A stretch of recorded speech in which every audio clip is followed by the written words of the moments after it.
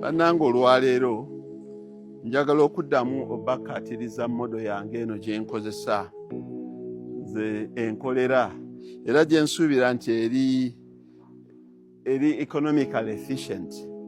Kati kuno nyimiridde ku nsawo za maize bran ava mu kasooli gwe nabalaga nga twerimira, naye nga kasooli oyo tumulima miti buli we tutema emiti gya kalitunsi bwe tuba tuddamu okusimba ekibira kyaffe ne tulimiramu ne kalitunsi ne tulimiramu ne kasooli. Bannange kino kituwa emmere gye tukozesa okuliisa abantu n'okuliisa ebisolo byaffe. Kati gwerengera ensawo za kasooli wano zikunukkiriza mu 5,500 ng'ate kasooli akyaliyo mu nnimiro.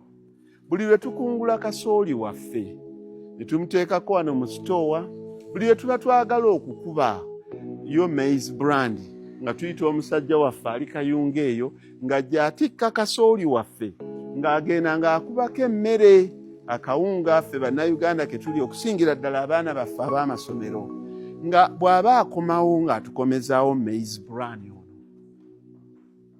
Bannange modo eno njagala okugibayigiriza nti bannange tulime nga bwe tulunda, naye ng'okulunda n'okulima tubikyuseemuuko mu kintu ekirina economic efficiency. Bannange abantu twagadde nnyo okulunda, ndaba ne bannange nnyo nga balunda, eriyo bangi nnyo n'abansukkulumye, naye nze ninako ekintu kimu ekinneekubisaako okwokukubo negamba kakiika weebale okubanga emmere ente ezo gye zirya gwo gyerimira. Namala ebbanga ddene nga mbalaga ebisagazi by'ennima, kati mbalaga kasooli ne mukubamu emmere gye tuguza abantu ng'akawunga n'abakozi bange okulyako, ekifikkawo n'enkiriisa ente zange. Kati gwe teebereza maize bran ali wano, ensawo 560, ezo ziba ttani, teziba ttani 56, ate nga mu nnimiro akyali era tukyagenda okungula. Naye kati bw'obanga weerimira emmere yo, elita y'amata ne bw'ono banaakuseera batya, ne bw'onoogitunda 1000 ne bw'onoogitunda 800, oyitawo.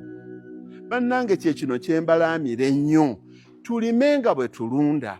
Nina bannange bendaba abali awafunda 5 ku 100, 100 ku 100, naddala abakopya emmodo y'ensi endala nga Kenya. Let me be very precise. N'ogenda ku mutimbagano n'obuulira banno nti ono alunda ente 10, akama amatalitaazi 2 azirundira ku 5 ku 100. Bannange mubeera batuufu? Oba omuntu oyo ali ku 5 ku 100 agula emmere eyo agigula, ate naddala abo baliisa nnyo supplements n'ebintu ebyokulya ebirala ebiva wabweru. Nze lumu tewannayita myezi ndowooza 6 nalaba abaakasiita nga balwana. URA bwe yakyusaamu ku misolo ebiconcentrates z'enkoko n'embuzi n'embizzi n'ente, nabalaba nga mulwanagana. Lwe nakizuula ne ŋŋamba nti Uganda spendinga billions and billions okuimportinga emmere y'ebisolo. Bannange mukyuseemu bwe muba musobola. Abo abali ku 5 ku 100 nga talina we yeerimirira mmere, let them go ahead. Naye abantu abalina ettaka eddene, bannange modo eno sibagambye nti mukolere eddala eyange, naye erinako keekulagako keekyusaako.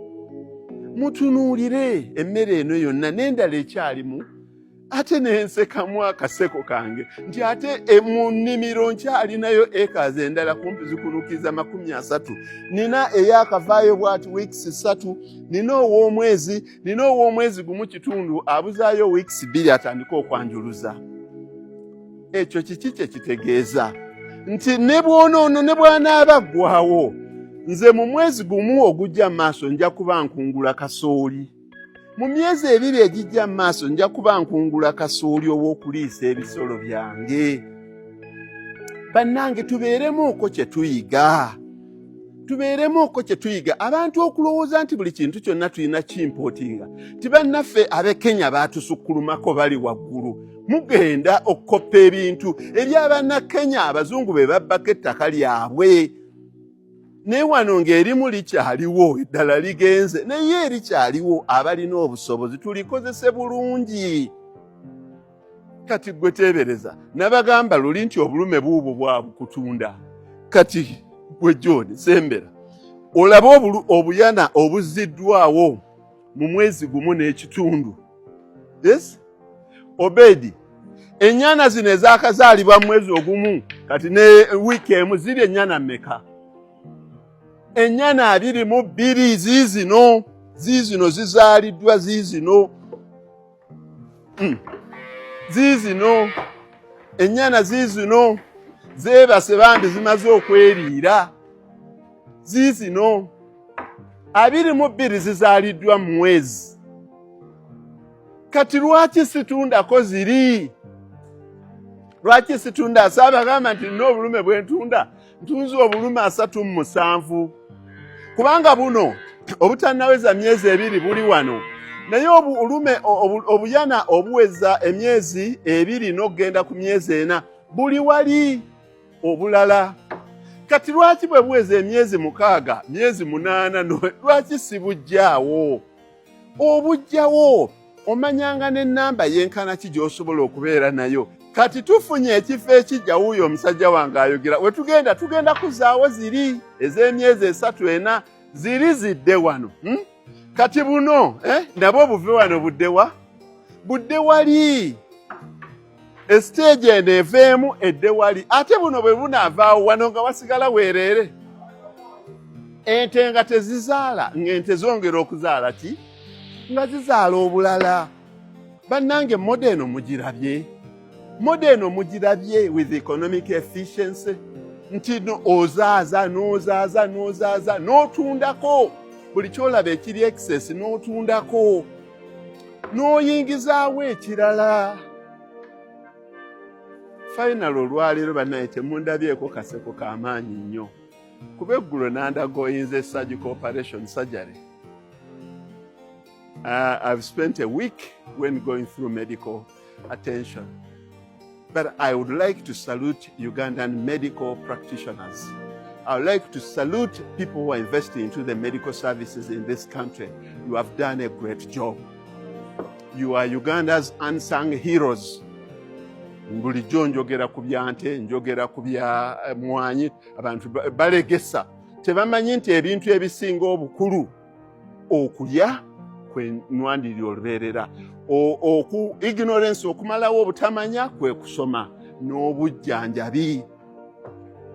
Badokita ba Uganda abatendekeddwa ennyo n'abantu abaguze ebyuma eby'omulembe okujjanjabanga bannayuganda kanneme kubeera selfish nti nno bannayuganda bonna abeesobola buli yenna abadde ng'afunamu enkenyera ng'asaza tiketi nga bamubuukingira ng'agenda kuva India bava Nairobi wano eddwaliro sijja dyogera Nairobi, India, Germany, Canada, US, Israel, Turkey, South Africa.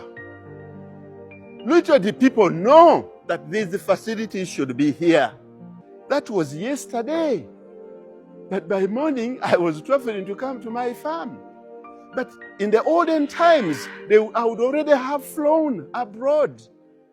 But I saw many Ugandan professionals. Abantu bannange byensiba mbagamba. Bamutandika wano mbumumenya abagagga b'omu Uganda. How many people have mentioned but doctor specialists abalina amalwaliro agaabwe? Mbu Dr. Gundi mugagga. Mutunulira balina bizimbe bijjudde mu nnyale.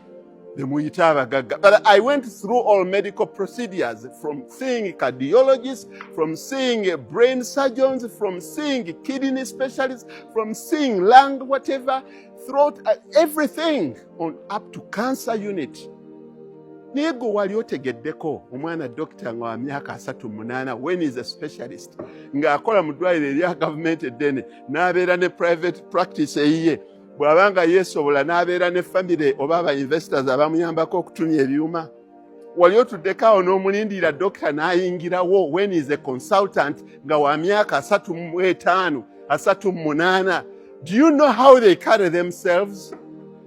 Oyinza okuba ng'olina z'effaamu zino, oyinza okuba ng'olina ebizimbe 5, but I can assure you, you cannot anywhere be near a consultant cardiologist, oba ophthalmologist, oba a consultant pediatrician, oba a consultant, tosobola kumwenkana. Oyinza okumukozesa olw'okuba omusasula. Tubasekerera mbu abaasoma tebalina ssente. Mwerimba. Kubanga yasoma talina kuzimba kalina genda waggulu kalina 25 buli omuzaalaba. Obwongo bwobwo bwe bugagga bwe. I've seen many people saying that mmenyerayo abagagga wano mu Kampala nga baasoma. Mu Kampala yenna ajjudde bagagga. Have you ever gone to some, I'm not going to mention people's consultancies, wali oyingiddeko mu law firms z'abaana abo balooya abali successful n'olwokumanya nti amagezi ge bw'ogageraageranya ne contact ne business ezaalina zisinga ebizimbe ebya floor 12-5. Kubanga amaaso g'abantu kye bayita bugagga bagalabira ku kintu kiri visible. Nze nabadde ntunuulira abaana, 32, 35, 38, abagenda ne batraininga mu India, abagenda ne batraininga mu Turkey, abagenda ne batraininga n'ayingirawo nga dokita naye ng'omulaba embeera ze zennyini. It's the kind of life that we want to live. I would like to salute all the professionals in Uganda and those people who are helping them to bring good medical facilities in Uganda. I would like to salute the teachers. I would like to salute lawyers. I would like to salute financial analysts. The muwala wange nabadde naye she's a financial analyst, but I did not go through any stress during my procedure because I was busy talking financial issues with her. What's the message? People should not measure wealth basing on material being. Tuddire ba professors abo abalina kuba abantu babajooga nnyo ne babanyooma nnyo. Paka nga tonnalwala bw'obanga okyayita mu Kampala ng'okola shopping ng'otendereza abatukolera mall naye beera n'omusango nga looya yalina okutaasa ebizimbe byo ng'olitegeera nti looya muntu wa mugaso ate era mugagga. Lwala okulwanira ekizimbe kirala naye lwala. Oyo omwana oyo b'onyooma anathist akusirise akunyumiikiriza eno n'akusirisa. Ogenda okudda engulu omubuuza bane nasembyeyo okwogera kino ng'akulaga ku screen nti procedure ewedde ng'omusasula obukadde bwo. So bwe muvaawo nga mugamba nti bano tebayamba bino bye biyamba, no. Naye ate ne neebaza ne badokita bonna aba Uganda abakolera in the difficult to reach ne bakolera mu bugubi nti eno bano bannaggwedda gye bagenda yeriyo ebyuma ebyo byonna byennanga ebiri e Bulaaya. Naye ate dokita oyo alongoosa omukyala agenda okuzaala nga bali ku kakando ne kamunaku tadooba ewaffe wano e Nabalanga. I salute those doctors. I salute everybody who is in an essential service, but they are not recognized because they don't have a lot of material well-being. And funny world, it will only recognize you when you have financial well-being. The primary school teachers who shaped us into what we are today, they should be sung. They are our heroes and sung heroes. Tubeerenga buli kimu kyonna kyonna kye tukola era ne kye twogera nga tukirinako okwo kye tukigendereramu buli wootuukanga. Eno mmodo yange yiyo mugirabye mugyetegereza naye abantu abasinga bangi nnyo bannange in this field bampoleza oyo omusajja byaliko tetubitegeera.